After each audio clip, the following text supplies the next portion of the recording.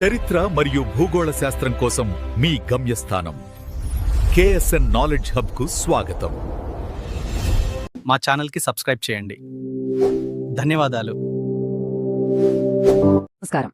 ప్రపంచంలో గొప్ప యూనివర్సిటీలు అనగానే మనకు వెంటనే ఆక్స్ఫర్డ్, కేంబ్రిడ్జ్ లేదా మన దేశంలో అయితే నలంద గుర్తొస్తాయి కదా. కానీ వీటన్నిటికంటే ఎన్నో వందల సంవత్సరాల ముందే జ్ఞానానికి ఒక పెద్ద అడ్డాగా నిలిచిన ప్రదేశం ఒకటుంది. అదే తక్షశిల. బహుశా ప్రపంచంలోనే మొట్టమొదటి విద్యా కేంద్రాలలో ఒకటి. దానికతేంటో ఈరోజు మనం తెలుసుకుందాం. ఒక్కసారి ఊహించుకోండి, ఇప్పటికీ సరిగ్గా 2500 ఏళ్ల క్రితం ప్రపంచవ్యాప్తంగా ఉన్న తెలివైన వాళ్లు ఏదైనా నేర్చుకోవాలనుకుంటే ఎక్కడికి వెళ్లేవాళ్లు? ఈ ప్రశ్నకు సమాధానమే మనల్ని ప్రాచీన భారతదేశంలోని ఓ అద్భుతమైన ప్రదేశానికి తీసుకెళ్తుంది. ఆ ప్రదేశమే తక్షశిల. తక్షశిలా ప్రయాణం ఏదో కొన్ని పదులేళ్లు కాదు, వందలేళ్లు కాదు, ఏకంగా 1000 సంవత్సరాలు. అంటే ఆలోచించండి, క్రీస్తుపూర్వం 5వ శతాబ్దంలో మొదలై మౌర్యుల కాలంలో తన కీర్తిశిఖరాలను అందుకుని క్రీస్తుశకం 5వ శతాబ్దం వరకు, అంటే దాదాపు 1000 ఏళ్లపాటు జ్ఞానాన్ని పంచుతూనే ఉంది. ఇంత సుదీర్ఘకాలం పాటు నిలబడటమే దాని గొప్పతనానికి మొదటి సాక్ష్యం. కాని ఆగండి, తక్షశిల అంటే మనకిప్పుడు తెలిసిన యూనివర్సిటీలా ఉంటుందనుకుంటే పొరపాటే. అక్కడ పెద్ద పెద్ద భవనాలు, ఒకే క్యాంపస్ లాంటివి ఉండేవి కావు. అదొక విద్యానగరం. ఇంతకీ ఆ విద్యానగరం అంటే ఏంటో ఇప్పుడు చూద్దాం. ఇప్పుడున్నట్టుగా ఒక పెద్ద క్యాంపస్, బిల్డింగులు, డిపార్ట్మెంట్లు అవి ఏవీ లేవనమాట.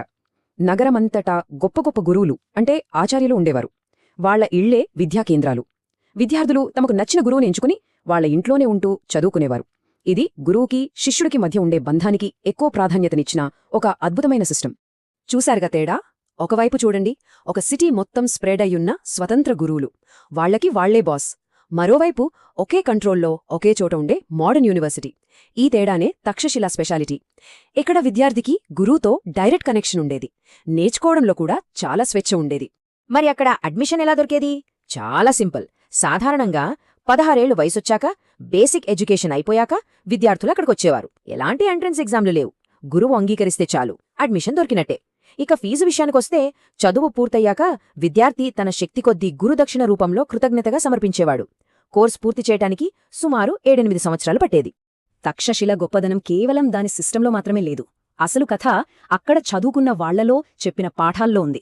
ఒక రకంగా చెప్పాలంటే అదొక సామ్రాజ్యాన్ని నిలబెట్టగల మేధావులను తయారుచేసిన ఫ్యాక్టరీ లాంటిది.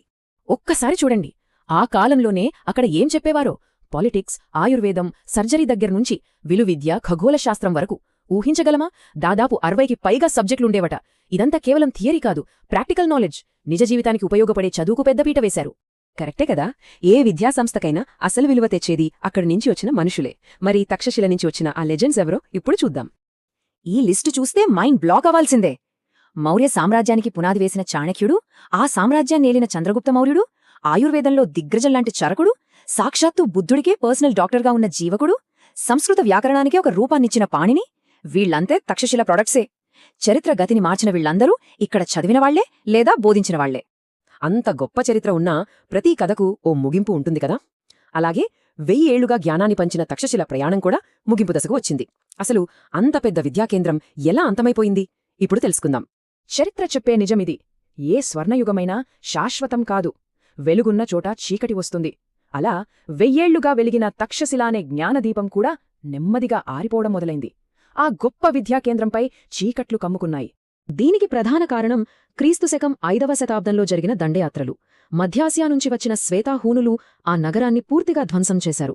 ఆ దాడులతో తక్షశిల తన పూర్వ వైభవాన్ని కోల్పోయి నెమ్మదిగా చరిత్రలో కలిసిపోయింది. మళ్లీ ఆ స్థాయిని ఎప్పటికీ అందుకోలేకపోయింది. తక్షశిల అనే నగరం శిథిలమైపోయి ఉండొచ్చు, కాని అది వదిలివెళ్లిన వారసత్వం, అది నేర్పిన పాఠాలు ఇప్పటికీ మనతోనే ఉన్నాయి. ఇంతకీ 1000 సంవత్సరాల తర్వాత కూడా మనం దాని గురించి ఎందుకు మాట్లాడుకోవాలి? దాని ప్రాముఖ్యత ఏంటి? ఈ ఒక్క మాట చాలు తక్షశిల సారాంశాన్ని చెప్పటానికి. అక్కడ చదువు అంటే కేవలం మెదడుకు మేతవేయటం కాదు, ఒక వ్యక్తి క్యారెక్టర్ను, వ్యక్తిత్వాన్ని నిర్మించడం. తక్షశిల చేసింది సరిగ్గా అదే. అది కేవలం పుస్తక జ్ఞానాన్నిచ్చే ప్రదేశం కాదు, ఉత్తమ పౌరులను తయారుచేసే ఒక కేంద్రం. సరే, చివరిగా ఈ ప్రశ్నతో ముగిద్దాం. నిజమైన విద్య ఒక వ్యక్తి మేధస్సునే కాదు, వ్యక్తిత్వాన్ని కూడా తీర్చిదిద్దాలి అనుకుంటే మరి ఈ రోజు మన ఎడ్యుకేషన్ సిస్టమ్ ఏం చేస్తోంది? మార్కులు, ర్యాంకుల మధ్యలో క్యారెక్టర్ బిల్డింగ్ను, విలువలను మనమెక్కడో మర్చిపోతున్నామా? బహుశా 1000 ఏళ్ల కిందటి ఆ తక్షశిల మోడల్ నుంచి మనం నేర్చుకోవలసింది ఇంకా ఏమైనా ఉందేమో? ఒక్కసారి ఆలోచించండి. అందరికీ నమస్కారం. చరిత్రలో కొన్నిసార్లు అతిపెద్ద విజయాలు ఘోరమైన ఓటములతోనే మొదలవుతాయి. విచిత్రంగా ఉంది కదూ? ఈరోజు మనం సరిగ్గా అలాంటి ఒక కథే చూద్దాం. ఒక ఓటమి ఎలా చరిత్రగతిని మార్చే ఒక అద్భుతమైన వ్యూహానికి దారితీసిందో తెలుసుకుందాం. ఒక సామ్రాజ్యం అస్సలు ఓడించడం సాధ్యం కాదనుకున్న ఒక సామ్రాజ్యాన్ని ఎలా కూలదోయగలం? ఇది వింటుంటేనే ఏదో సినిమా కథలా అనిపిస్తోంది కదూ. కాని మన కథానాయకులకు ఇది సినిమా కాదు, వాళ్ల ముందున్న ఒక పెద్ద సవాల్. ఒక పర్వతంలాంటి ఆ సామ్రాజ్యాన్ని వాళ్లు ఎలా కూల్చగలిగారు? ఆ పర్వతమే నంద సామ్రాజ్యం. అప్పట్లో పాటలీపుత్రాన్ని రాజధానిగా చేసుకుని ఓ వెలుగుతోంది. మరి దానికి రాజెవరో తెలుసా? క్రూరుడైన ధననందుడు. ముందు వాళ్ల సైన్యం బలం చూస్తేనే మనకర్థమవుతుంది. ముందుగా పదాతిదళం ఏకంగా 2 లక్షల మంది. ఊహించండి, ఆ కాలంలో 2 లక్షల మంది సైనికులు. అంతేనా? దానికి తోడు 20,000 మంది అశ్వికదళం, అంటే గుర్రాలపై వేగంగా దూసుకొచ్చే సైన్యం. ఇక అన్నిటికంటే భయంకరమైన ఆయుధం 3,000 యుద్ధగజాలు. అంటే ఇవి ఆ కాలపు యుద్ధ ట్యాంకులన్నమాట. ఈ సైన్యాన్ని చూస్తే చాలు ఇంకెవరైనా సరే అమ్మో మన పని అయిపోయిందనుకుంటారు. కాని ఇంత పెద్ద శక్తి, ఇంత బలమైన సైన్యమున్నా ఆ సామ్రాజ్యానికి ఒక బలహీనత ఉంది. ఒక చిన్న పగులు, కాని ఆ ఒక్క పగులే మొత్తం కోటను కూల్చేంత పెద్దది. ఆ బలహీనత మరేదో కాదు, ప్రజల నమ్మకాన్ని కోల్పోవడం. ధననందుడు తన దురాశతో, అధిక పన్నుల భారంతో ప్రజల మనసుల్లోంచి పూర్తిగా దూరమయ్యాడు. సైన్యం ఎంత బలంగా ఉన్నా సరే ప్రజల మద్దతు లేని రాజు ఎప్పటికీ నిలబడలేడు. అదే వాళ్ల అతిపెద్ద లోపం. సరిగ్గా ఈ బలహీనతనే ఒక అవకాశంగా మంచుకోవాలని చూశారు 2 వ్యక్తులు. వాళ్లే చంద్రగుప్తుడు, ఇంకా ఆయన గురువు చాణక్యుడు. క్రీస్తుపూర్వం 323 ప్రాంతంలో వాళ్లు మొదటి ప్రయత్నం చేశారు. చాలా సాహసోపేతమైంది, కాని అంతే తప్పులతో నిండినది. వాళ్ల ప్లానేంటో తెలుసా? చాలా సింపుల్. సూటిగా సామ్రాజ్యపు గుండెలాంటి రాజధాని పాటలీపుత్రం మీదే దాడి చెయ్యాలి. పాముని చంపాలంటే దాని తలమీదే కొట్టాలి కదా, అలా అనమాట. కాని ఆ ప్లాన్ దారుణంగా ఫెయిలయింది. ఓటమి మామూలుగా లేదు. చంద్రగుప్తుడు ప్రాణాల అరచేతిలో పెట్టుకుని యుద్ధభూమి నుంచి పారిపోవాల్సొచ్చింది. ఇక్కడ మనం ఒకటి గమనించాలి. వాళ్లు ఓడిపోవడానికి కారణం అదృష్టం లేక కాదు. వాళ్లు చేసినవి స్పష్టమైన వ్యూహాత్మక తప్పులు. చూడండి, నేరుగా సామ్రాజ్యపు కేంద్రంపై దాడి చేశారు, కాని చుట్టూ ఉన్న సరిహద్దు ప్రాంతాలని గాలికొదిలేశారు. అక్కడున్న స్థానిక రాజులా ప్రజల మద్దతు కూడగట్టడంలో పూర్తిగా విఫలమయ్యారు. ఒక రకంగా చెప్పాలంటే నంద సైన్యాన్ని చాలా తక్కువ అంచనా వేశారు. ప్రతి తప్పు వాళ్లకి ఒక చేదు గుణపాఠం నేర్పింది.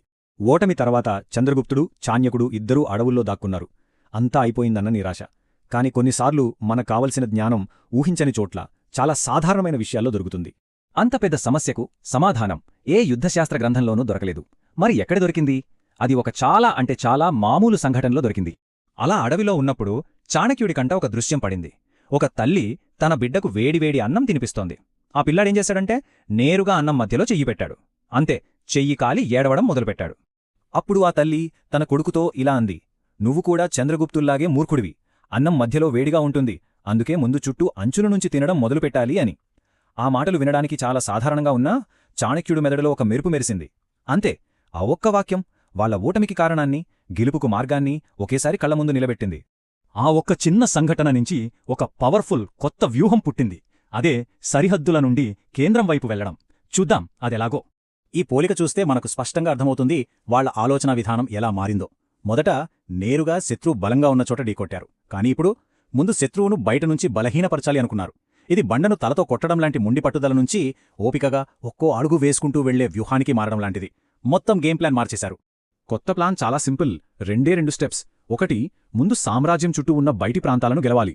2, అలా నెమ్మదిగా లోపలికి చొచ్చుకెళ్తూ చివరికి రాజధానిని ఒంటరిని చేసి చుట్టుముట్టి స్వాధీనం చేసుకోవాలి. ఈ సరిహద్దు నుండి కేంద్ర వ్యూహమనేది కేవలం యుద్ధాలకు మాత్రమే కాదు, మన జీవితంలో ఎదురయ్యే ఏ పెద్ద సవాలుకైనా వర్తిస్తుంది. అంటే ఒక పెద్ద సమస్యను చూసి భయపడి దాని మధ్యలోకి దూకేయకుండా ముందు దాని చుట్టూ ఉన్న చిన్న చిన్న అంశాలను పరిష్కరించుకుంటూ వెళ్లడం. చిన్న చిన్న విజయాలతో ఆత్మవిశ్వాసం పెంచుకుని చివరికి అసలు సమస్యను పరిష్కరించడం. చంద్రగుప్తుడి కథ మనకేం చెబుతోంది? ఓటమి అనేది ముగింపు కాదు, అది సరైన దారిని చూపించే ఒక దిక్సూచి అని. ఒక్కసారి ఆలోచించండి, వాళ్ల మొదటి ప్రయత్నం గనక విఫలం కాకపోయుంటే వాళ్ళింత గొప్ప వ్యూహాన్ని కనిపెట్టగలిగేవాళ్ళా? బహుశా కొన్నిసార్లు మన జీవితంలో ఒక గొప్ప విజయానికి ఒక ఘోరమైన ఓటమే మొదటి మెట్టు అవుతుందేమో. ఆలోచించాల్సిన విషయమే కదూ.